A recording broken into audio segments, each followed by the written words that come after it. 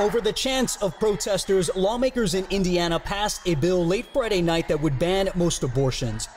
The first state to pass such a restrictive law since Roe v. Wade was overturned this summer. The move drew outrage from Democrats and some Republicans who felt the measure went too far and others who felt it did not.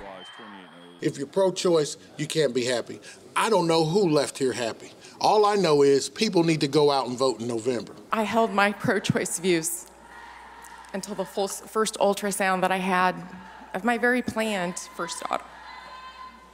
And in that instance, when I saw a heartbeat, I couldn't believe that I ever felt like it would be okay to kill that child. I switched in that instance.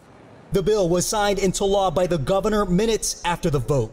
The law, which goes into effect on September 15th, provides exceptions for when the life of the mother is at risk and for fatal fetal anomalies up to 20 weeks post-fertilization. It also allows exceptions for some abortions if the pregnancy was the result of rape or incest. The vote came days after voters in Kansas overwhelmingly rejected an effort to remove abortion protections from their state constitution.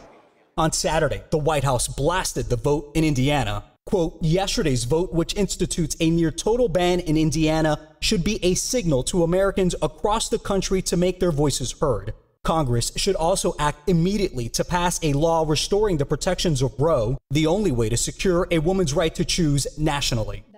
Caitlin Bernard, the Indiana OBGYN who provided abortion services for a 10-year-old Ohio rape victim who crossed state lines in June, says she worries that even with exceptions, doctors fear they could be prosecuted for providing an emergency procedure to pregnant women.